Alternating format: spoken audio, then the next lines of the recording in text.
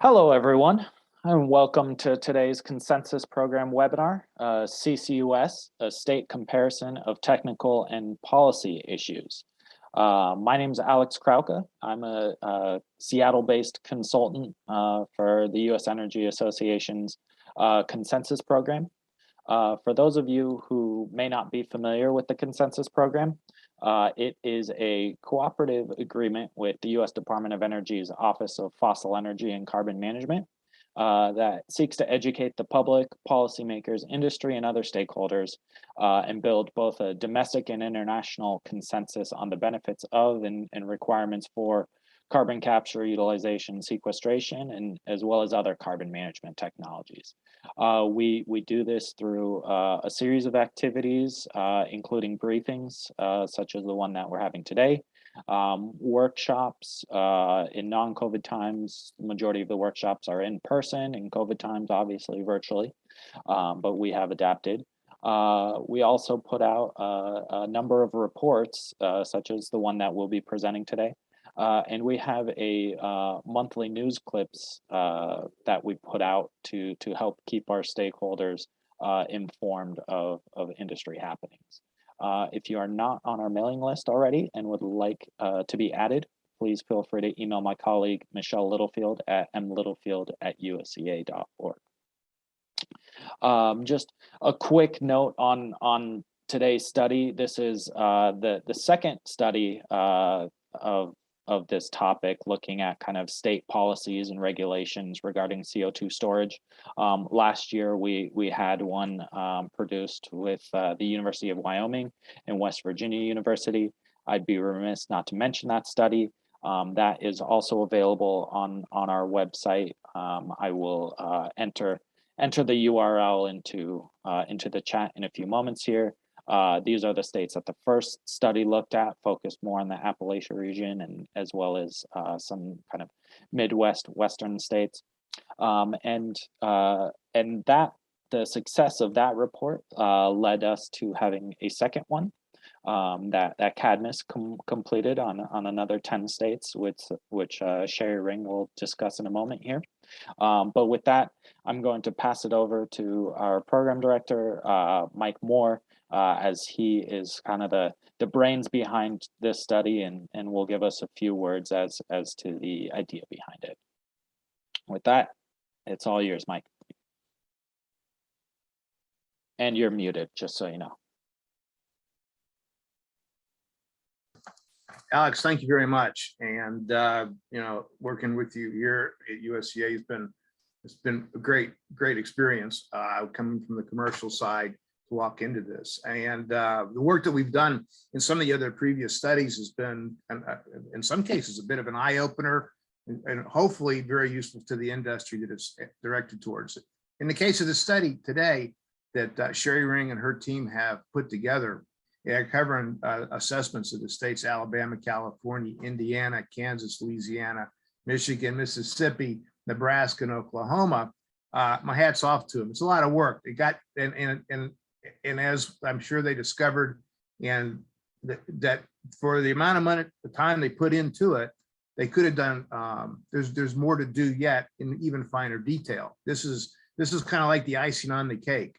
And it covers a lot of the nuances of what happens in the pipe, on the surface, in the pipe, and get down into the surface, staying down there, what kind of regulatory issues, what kind of landowner issues, what kind of cross-border issues you're going to run into, things like mineral rights and pore space ownership, which you hear a lot of right now. There's a lot of people moving into the space for permanent CO2 storage. And as they move into the space, they're all discovering something about the same time. All states are not created equal. Pore space might look alike, but not the state regs that you're going to be using. And hopefully, what's been done here, what Sherry and her team have put together, will shine a light in areas that accelerate the development of the storage piece of the equation and put attention to areas that need more attention and help those use components of this where they might not have been able to find them on their own or without a lot of other outside involvement. So with that, Sherry, I'm going to turn this over to you. Great job. Awesome work, you and the team, and been a joy to work with y'all. And it's yours. Thank you so much. Let me make sure I can request.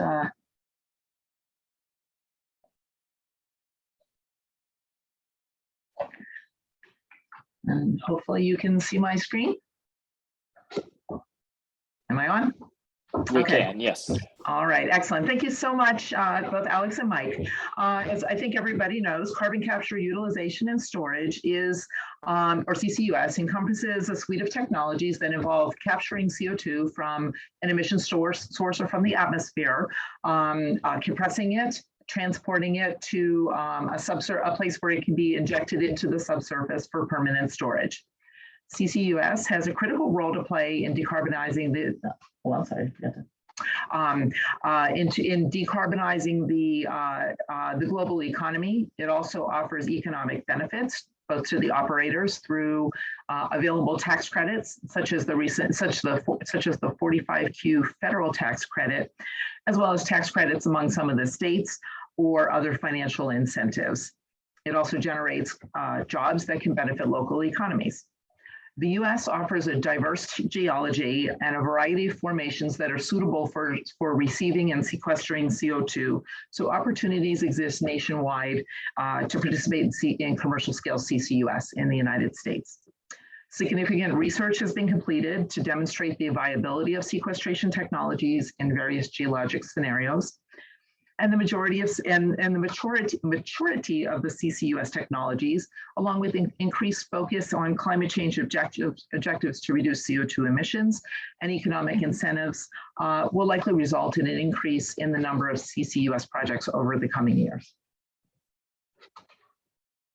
In addition to selecting a site with adequate geologic conditions, prospective CCUS project operators will also need to consider and understand the permitting requirements and other regulatory nuances for the breadth of activities that are associated with siting and initiating a CCUS project. In addition to the federal requirements, individual states have unique and specific laws, regulations, and policies, many of which are ingrained in longstanding legal frameworks, such as those associated with their oil and gas or mineral exploration programs. Large-scale deployment of CCUS technology will benefit from a strong regulatory regime that is informed by science and experience, and that provides the regulatory certainty that all players will need before embarking on projects of the scale of commercial scale CCUS. So our research, Mike and Alex alluded a little bit to what we've been up to over the past few months, but our research evaluates how 10 states address both policy issues relevant to the transportation and storage components of CCUS. We started out by looking at what we call the physical landscape of each state as it pertains to CCUS. For example, where oil and gas activities are currently going on, the existence of CO2 pipelines, and we also took a look at where the geologic storage formations for CO2, where CO2 could be sequestered, exist, as well as any projects that have taken place in the state up till this point. Then we switched and looked at the regulatory landscape for CCUS related activities, including regulations for pipeline transport, geologic storage, as well as production and injection well regulations. We also looked at other environmental requirements, including those that might be applicable, such as those related to drinking water protection, induced seismicity, air quality regulations. We also took a look at the siting requirements for industrial or EOR siting facilities, and the existence of eminent domain procedures in the states as they may pertain to CCUS activities. We also examined how the state's approaches to assigning mineral rights, determining ownership of minerals of both the surface and the subsurface estate. And as Alex alluded, this is a follow-on to the report by WVU and the University of Wyoming.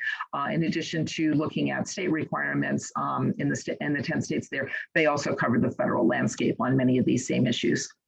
And of course, it's important to note that this is a high-level summary. We certainly didn't catch everything. Things are changing almost daily, and it's considered to be a snapshot in time. And of course, due diligence is needed for any prospective project operators. So over the, I won't read off those 10 states we looked at. Thanks, Mike, for doing that. But I'd like to introduce each of these states. And over the next several slides, I'm going to introduce each of these states, and I'm going to focus on this physical aspect. You know, where the sequestration reservoirs exist, and a little bit about past research. But I won't go into a lot of detail because I'd like to spend most of my time talking about our what we found. So the first state we visited was Alabama, which has a significant potential for storing CO2 in the state's oil and gas reservoirs and in saline formation, and then also in the coal seams of the Black Warrior Basin and other coal reserves in the central part of the state. Notable demonstration projects include a pilot scale injection project into the Paluxy sandstone saline formation within the citronelle oil field. And although Alabama does not have an extensive internal CO2 pipeline infrastructure, there is potential for its development through connection with CO2 pipelines in neighboring Mississippi. California has a long history of oil and gas exploration and several large oil fields with significant CO2 storage capacity. A GS permit application in the state is under review at US EPA, and it's anticipated that a bioenergy project with saline CCS into a saline formation in Mendota will be one of the state's first GS projects. Coal beds and saline formations throughout Indiana are attractive targets for CCUS because of their distribution relative to CO2 sources in the state and favorable geologic conditions. Of note in Indiana is the vast Mount Simon formation, which is a significant potential CO2 reservoir that underlies several US states. Examples of some of the major proposed and completed CCUS projects in Indiana include a small-scale CO2 flood test in Barrett that took place in 2012, and plans by Wabash Valley Resources to develop a hydrogen plant with near zero CO2 emissions using a repurposed IGCC plant in Harrison. There's also significant potential for CO2 storage in Kansas, including the saline formations of the Osage, Viola, and Arbuncle groups. The state has a mature oil and gas production industry with thousands of oil fields as well. Current research into CCUS is focused on CO2 that is generated by energy plants in the northeastern part of the state. For EOR. And for example, state industry studies of injection have focused on EOR at the Wellington and the Hall Gurney fields. And a Class 6 permit application was submitted a few years ago for geologic sequestration at the Wellington field. However, a permit was not issued. The state is also studying the potential for a cross-state CO2 pipeline that connects energy production areas to these oil fields.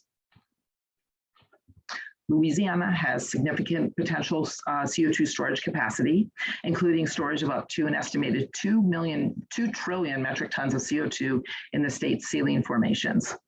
Current CCUS is focused on storage along the state's industrial corridor, where there are a large number of industrial CO2 sources, as well as depleted oil and gas reservoirs. Some examples of planned CCUS projects in the state include the Lake Charles methanol, which is slated to begin in 2025, and Gulf Coast sequestration, which is submitted an application for geologic sequestration. In Michigan, the primary area targeted for CO2 storage is along the Niagaran Pinnacle Reef Trend in the western part of the state. And Michigan also sits atop the Mount Simon saline formation. Major CCUS projects completed or proposed in Michigan include the Core Energy CO2 ERR project in Otsego County, which has been operating since 2003, and a small-scale CO2 injection test within the Northern Pinnacle Reef Trend, where more than 330,000 tons of CO2 have been injected since 2013. Mississippi offers significant CO2 storage capacity, primarily within saline formations. Examples of some of the CCUS projects in the state include the Cranfield CO2 storage project in southwestern Mississippi, in which over 5 million tons of CO2 were stored for EOR between 2008 and 2014. And additionally, a network of pipelines runs from Mississippi into her neighboring states. Nebraska has significant storage capacity in saline formations, including the Cloverleaf Formation and the Cedar Hills Formation. CCUS feasibility and studies in Nebraska are focusing on those formations with the potential to store at least 50 million tons of CO2. And one such project is taking place at the Gerald Gentleman Station.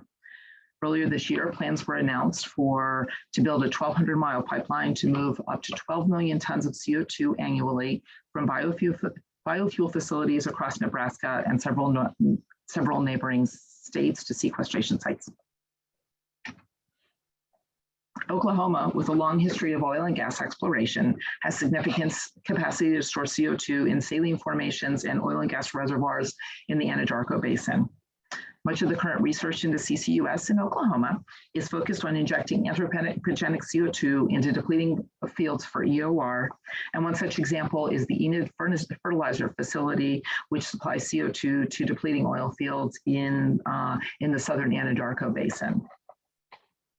Our last stop was in Utah, which has significant CO2 storage capacity in saline formations and in the oil fields in the northern, western, and southwestern parts of the state. And CCUS research projects are focused along existing CO2 pipelines in the Rocky Mountain region. So as I mentioned earlier, selecting and securing a CCUS project involves numerous technical and policy considerations, such as the ones listed on this slide. I'd now like to share our findings and how the states we studied compare across these areas. Of course, the availability of a subsurface space to store large volumes of CO2 is a primary consideration for the success of a CO2 project. In particular, if the CO2 is to be injected for long-term storage, the storage formation will need to meet the requirements of the federal Class 6 rule or state equivalents, which would require an extensive formation with sufficient pore space to safely store the entire volume of CO2 to be injected, and that formation would need to be overlain by a competent confining zone. As the graphic here shows, there's capacity throughout the United States. Saline formations exist throughout the US, with some significant ones in the states we studied, including the Mount Simon Sandstone and in Indiana and Michigan, and the Arbuckle Group of Kansas. Several states also have existing infrastructure in EOR fields, including Alabama, Kansas, Michigan, Louisiana, and Mississippi. And coal beds in Alabama, Mississippi, and Indiana also offer significant storage potential. CO2 sources in these states reflect their economies. All the states have energy and electricity generation as sources of CO2. Other states are dominated by agricultural sources, such as ethanol refineries, and still other states are dominated by industrial processes, such as chemical or steel manufacturing or cement kilns. And the CCUS activities in the states we studied run the range of study as well, from feasibility studies of the entire life cycle of a CCUS project to pilot and demonstration scale projects to sites that are embarking on applications for commercial scale CCUS. Optimally, a storage reservoir would be located near a CO2 emission source or near existing CO2 pipelines or roads capable of carrying heavy truck traffic. This so-called source sink matching is critical because limiting the distances over which the CO2 needs to be transported reduces the cost and risk associated with the transport and can potentially improve the profitability of a project. For example, Louisiana is looking to capitalize storage of CO2 from sources of CO2 in sinks that exist along its industrial corridor, which would eliminate the need for an extensive CO2 pipeline build-out. However, the geologic sink does not always overlie the source of the CO2, necessitating the use of pipelines as a means of transportation. While many of the states we studied have extensive natural gas transmission pipelines, they currently have varying levels of CO2 pipeline infrastructure. And some of the states, such as Alabama, California, Indiana, and Nebraska, actually have very little to limited capacity, transport capacity, while states such as Michigan, Mississippi, and Oklahoma have small to extensive CO2 ER infrastructure. This current lack of pipeline infrastructure means that significant pipeline construction would need to incur to make CCUS profitable. And as a couple of examples of these, as I mentioned earlier, were the 1,200-mile conceptual pipeline that would connect CO2 sources to sinks across Nebraska that we studied, along with Iowa, Minnesota, South Dakota, and Illinois. And as I mentioned, Utah is focusing its CCUS research along initiatives along areas with existing pipelines in the Rocky Mountain area. And then just to note that repurposing the existing natural gas pipelines for CO2 transportation would also be a significant undertaking. While they're both gases, they behave differently at supercritical conditions, necessitating changes in the operating conditions of the pipelines themselves. So now I'd like to transition and talk a bit about the regulatory landscape. All of the states that we studied are recognizing the value of CCUS as a burgeoning technology and as an economic opportunity. They are beginning to pass laws and identify policy mechanisms to address CCUS and related activities. Several of the states have passed a form of a carbon storage act that generally asserts the state's intent to address and provide regulatory certainty for CCUS project operators with the goal of facilitating commercial scale investment in CCUS. These acts help set a regulatory framework, offer incentives, and provide regulatory policy clarity for how CCUS operations are addressed, either via new regulations or within existing regulatory schemes. Some of these acts, for example, Louisiana's and Mississippi's, provide financial incentives in the form of either CO2 storage funds or the assumption of post-closure liability and monitoring by the state, over which would provide long-term financial certainty.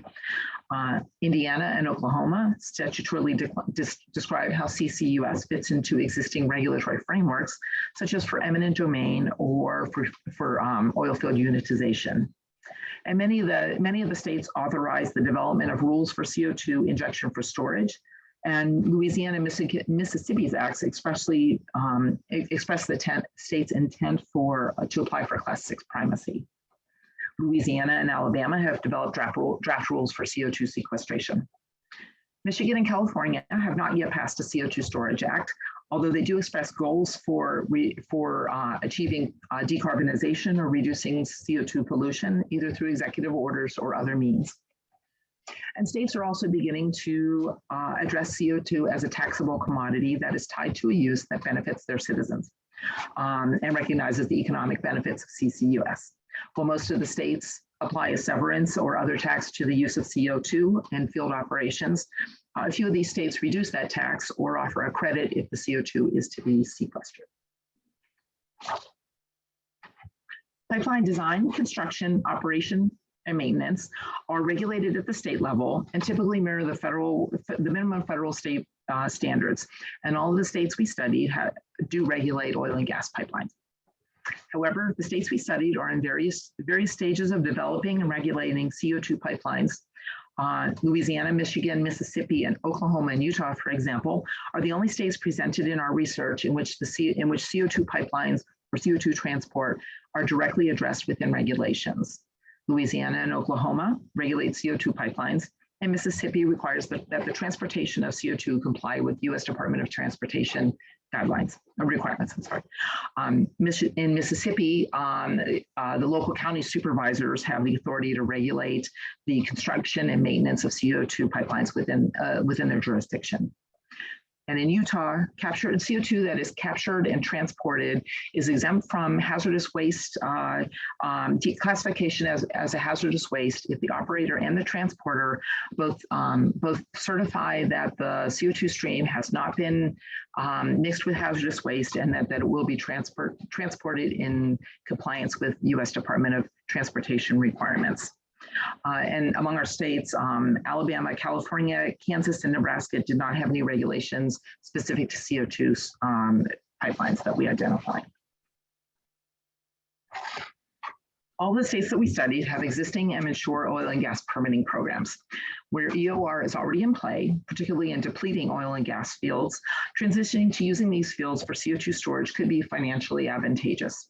For example, if surface facilities that support surface injection operations are in place, the operations and the wells could conceivably have adapted to allow transitioning the wells for CO2 storage that would have to meet the Class 6 CO2 injection requirements. Operators that are planning CCUS in existing oil fields would need to oil and gas fields would need to consider and adapt existing siting, spacing, or unitization requirements for a field. Most of the states that we study have minimum requirements for well spacing within a field, usually a spacing of several hundred feet from other wells or the field boundaries. And states may also have provisions for the unitization of fields or pools to facilitate exploration or optimize the location of wells. CCUS project operators would need to be mindful of these regulations, particularly where an expanding CO2 plume could affect other nearby subsurface operations. Different requirements apply to injection operations, depending on whether the injection of CO2 is for long-term storage, which would be a Class 6 well, or as part of an oil and gas recovery operation, and those wells are Class 2 wells. All of the states that we study, except for Michigan, have Class 2 program primacy under Section 1425 of the Federal Safe Drinking Water Act. The states all have similar requirements for Class 2 wells. For example, Class 2 operators must obtain a permit and usually meet minimum standards to ensure the protection that injection activities, including those that involve injection of CO2 for enhanced oil recovery, do not endanger underground sources of drinking water or USDWs. In all of the states with primacy, the same organization oversees both injection and production activities. Operators who are seeking to convert Class 2 wells for geologic sequestration would need to be aware of any differing requirements, such that once converted, the well would meet the Class 6 well construction requirements, particularly for the depth of the surface casing, cementing, and the use of corrosion-resistant design. Currently, only 2 states nationwide have primacy under the Class 6 program, and neither of those are among the states that we study. Although, as I mentioned earlier, a few of our states have expressed interest in developing Class 6 rules or applying to EPA for primacy.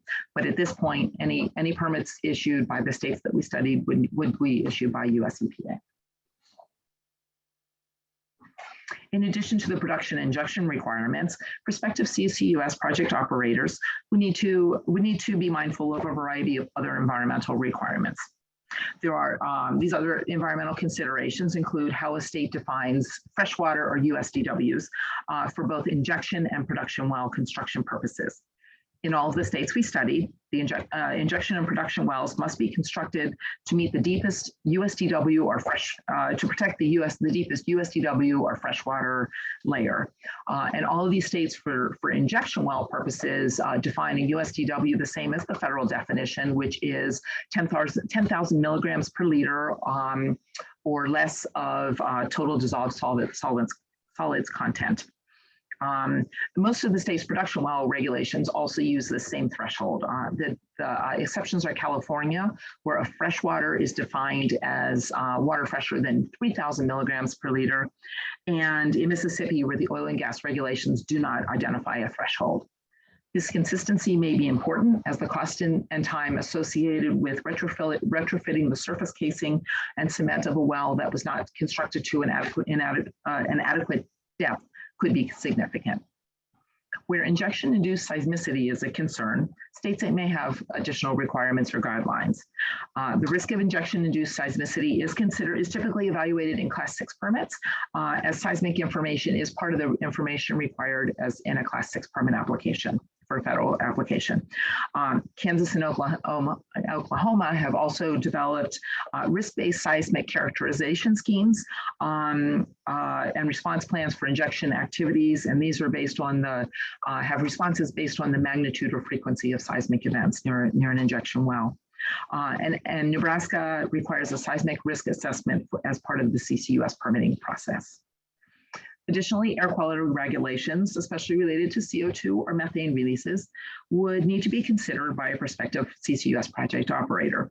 States' air quality regulations typically mirror the federal standards, but some of the states, such as California, Kansas, Louisiana, Indiana, and Michigan, have recognized CO2 as a contaminant and have specific standards for CO2, either by virtue of including it or not specifically excluding it in their definition of an air pollutant.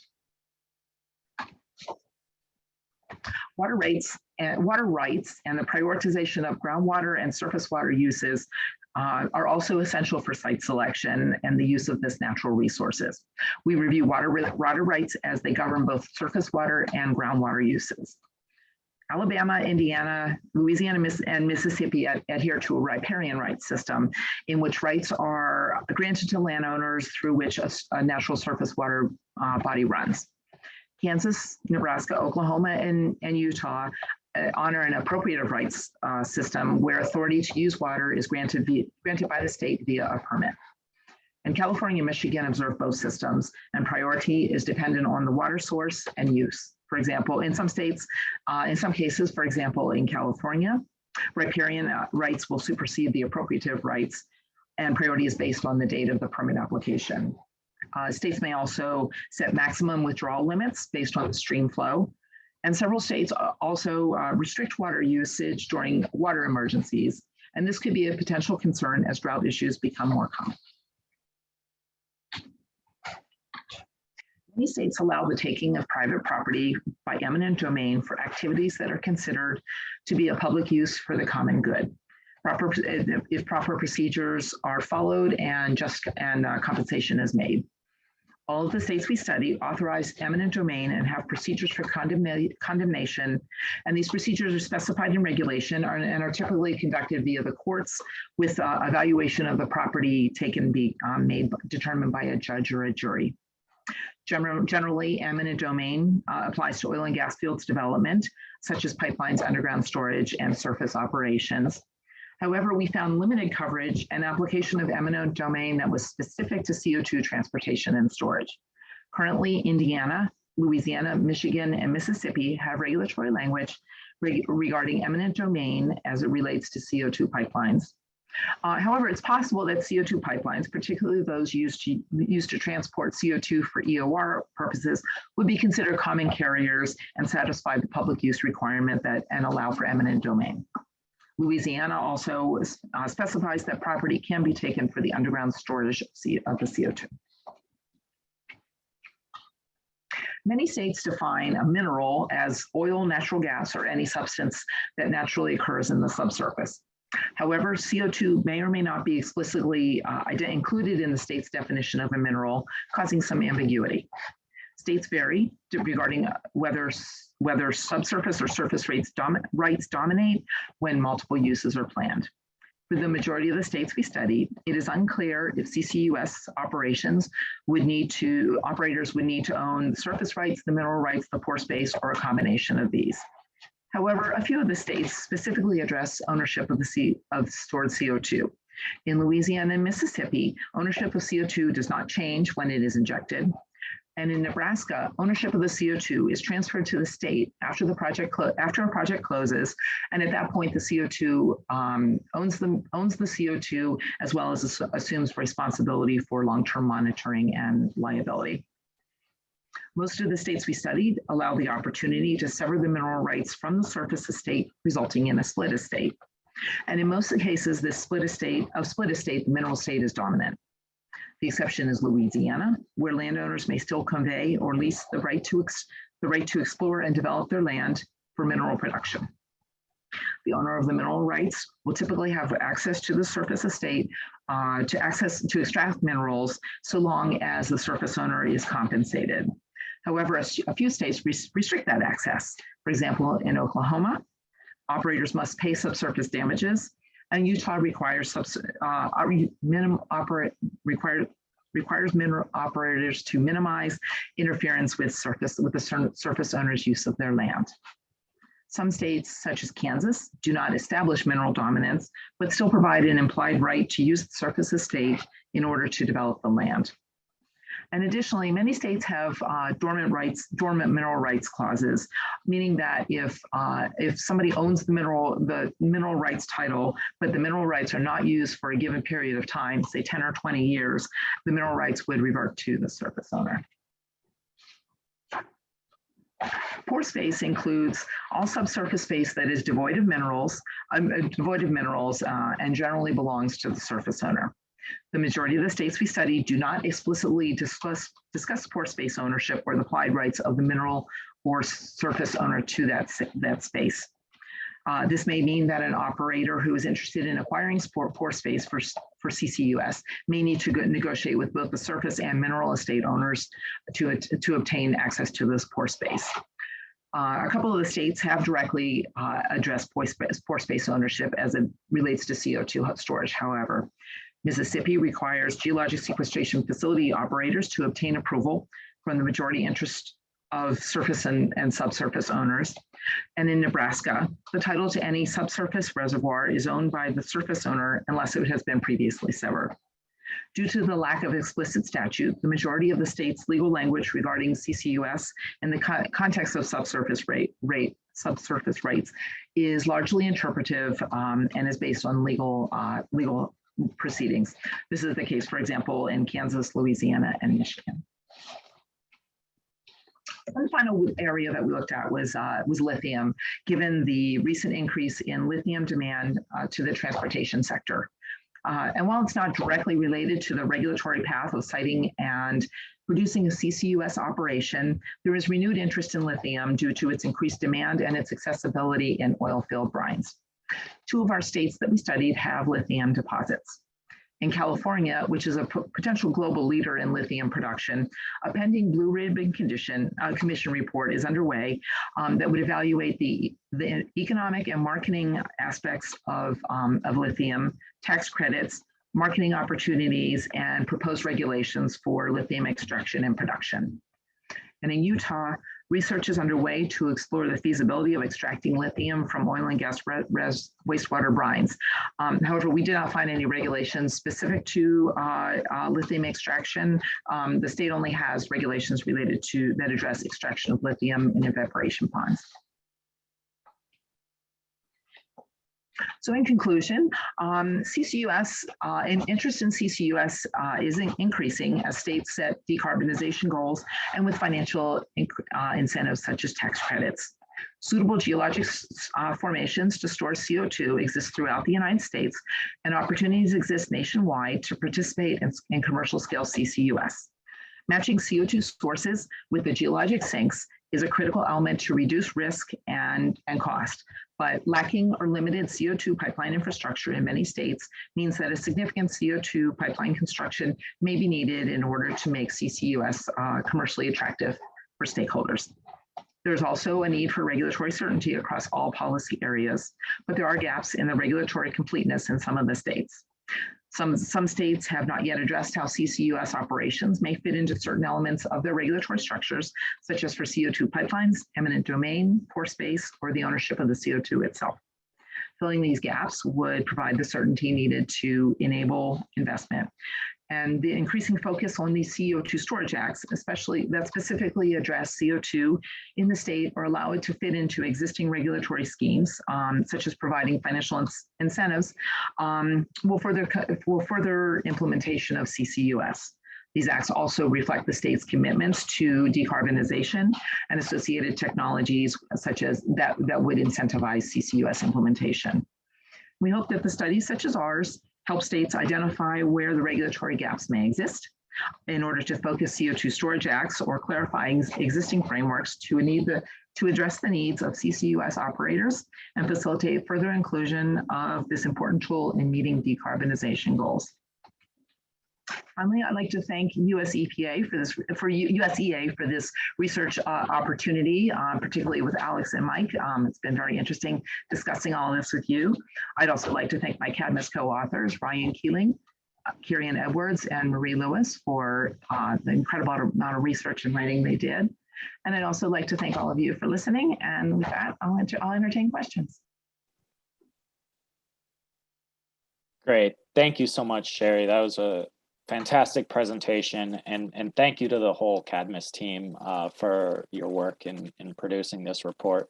I think it'll be incredibly helpful to industry looking or interested in developing CCUS operations, as well as policymakers interested in enhancing policies or developing policies to ensure positive developments in the CCUS industry.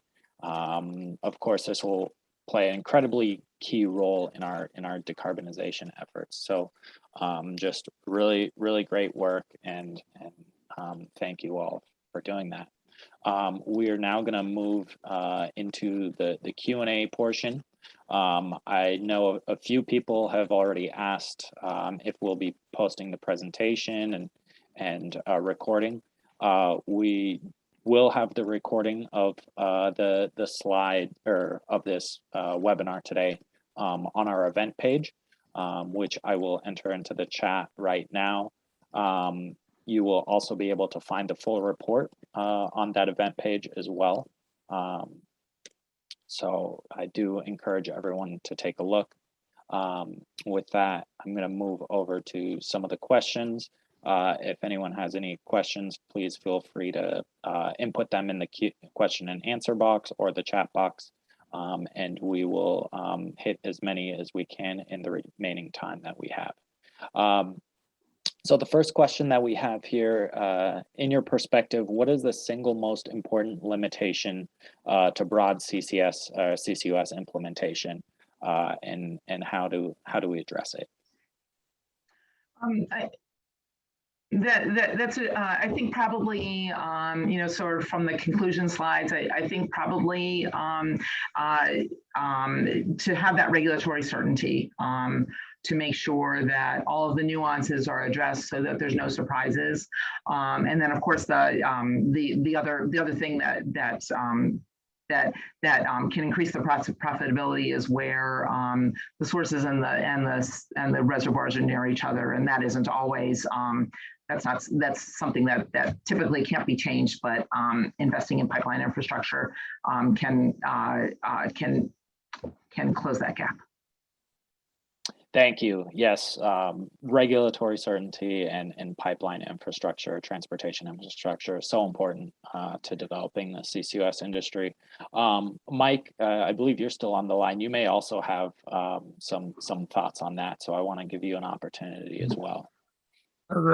One of the a number of discussions I've been in lately, the everything that happens in the whole scheme of a CCUS project has always kind of been focused on the big shiny object that's the project, and it's the end of the pipe that actually determines the success of this project.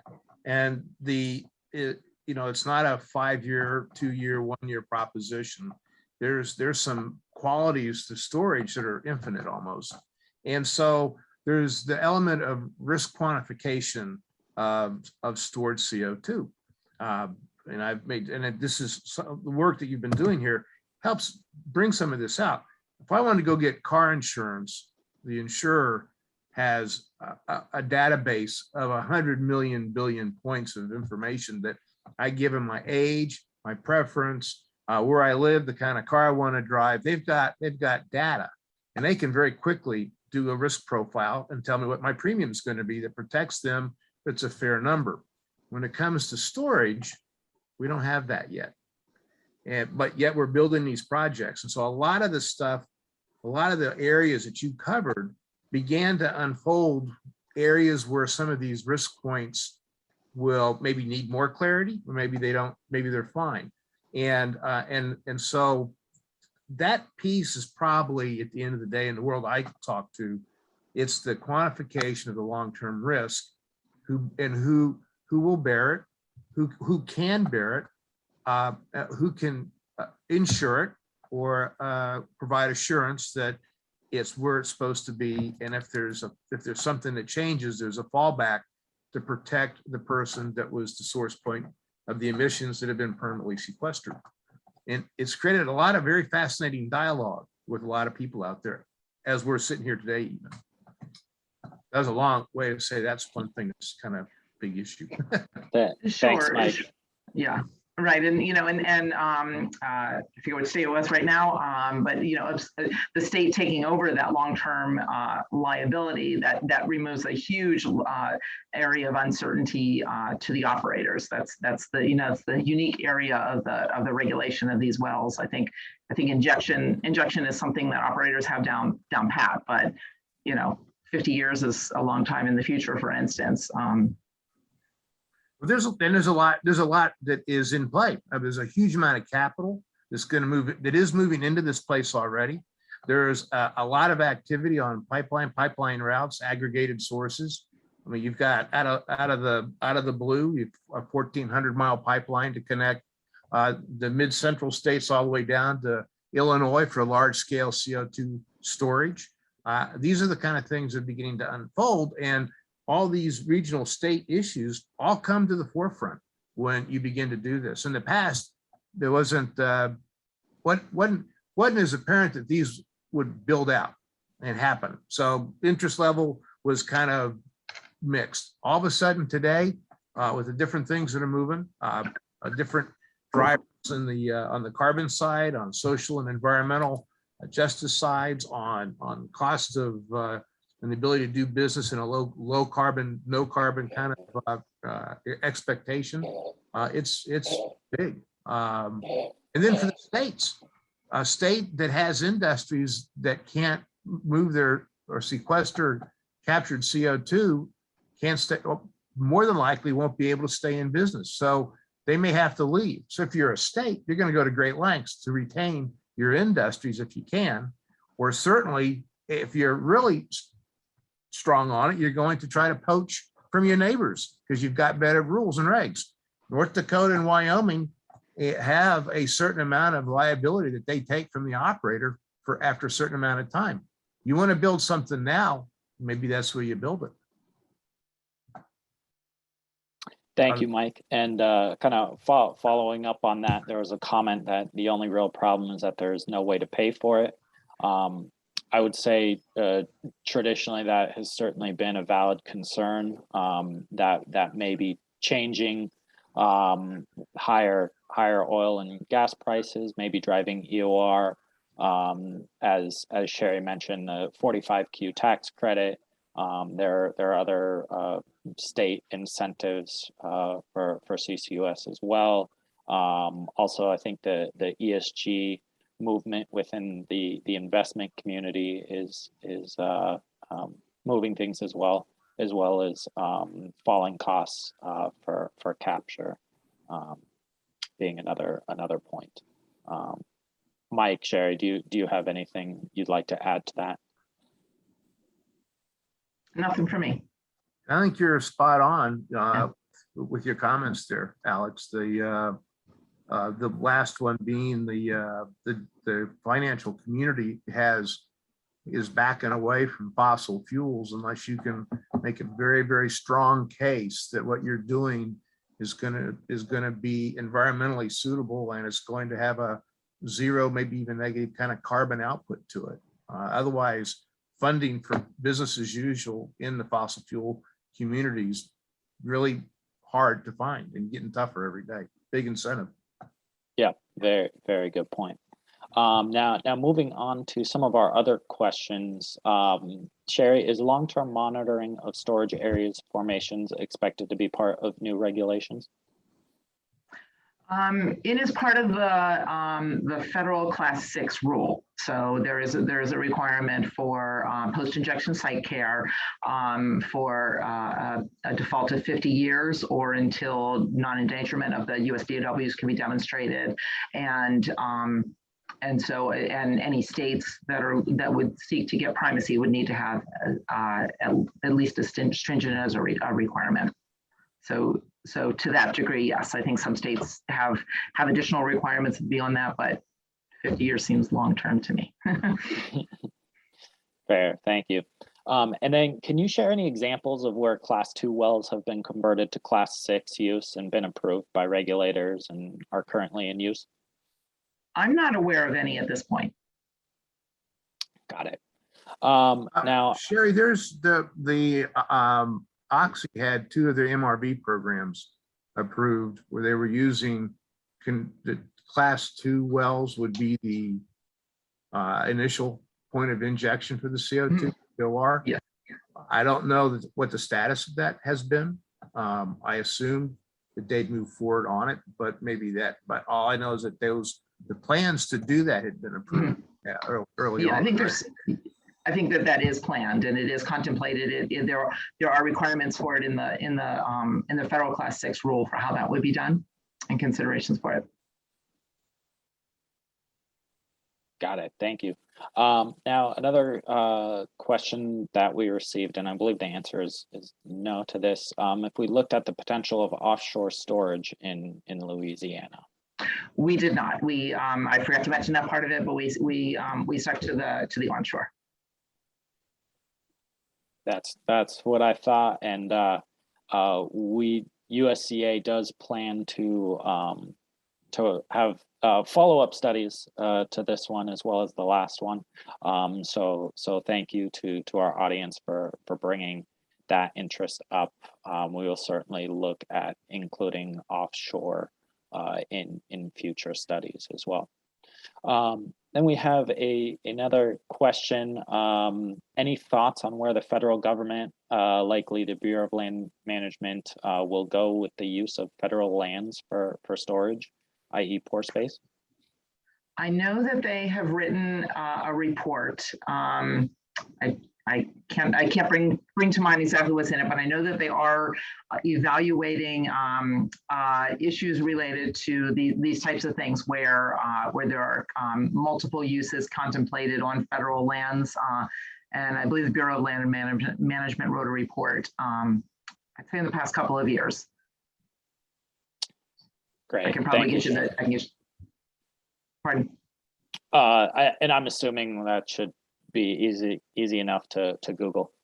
Yes. All right, perfect.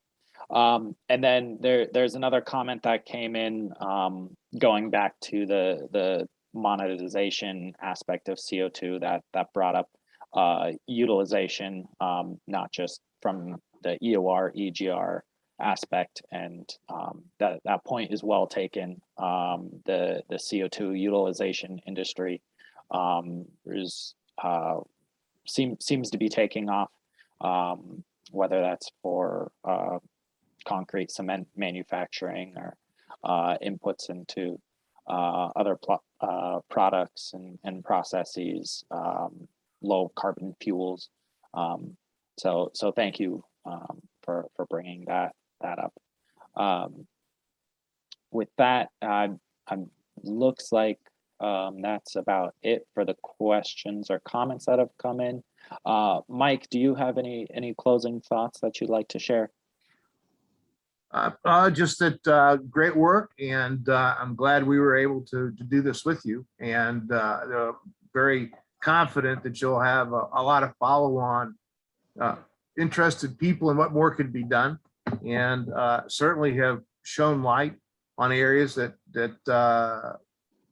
will be helpful for those that come into this space to work on these states that you've done, and of course some of the other states in addition to the work you've done here. So again, great working with the team, and you know, a positive step to deployment. I couldn't agree more, Mike. Thank you so much, and thank you so much to Sherry and team. Just really fantastic job on this report. Again, it is available on our website on the event page for today's webinar. We will be posting the recording within the next few days, so please keep an eye out for that. And with that, thank you, everyone. Oh, sorry, Mike. Just a fast one. We should do this. We need to thank Joe Giovi for putting up with this harassing with all these things that we throw at him all the time. So he's not here, so we'll leave it at that. But I just want to make sure that we thank Joe for his patience with us. Most definitely. Thank you to Joe Giovi and the Office of Fossil Energy and Carbon Management at DOE. Without them, this simply would not happen. So they're the most important part of the puzzle here. Thanks from us as well. All right. Well, thank you everyone for joining us. Have a good rest of your day, good rest of the week, and we will see you next time. Thank you so much. Bye.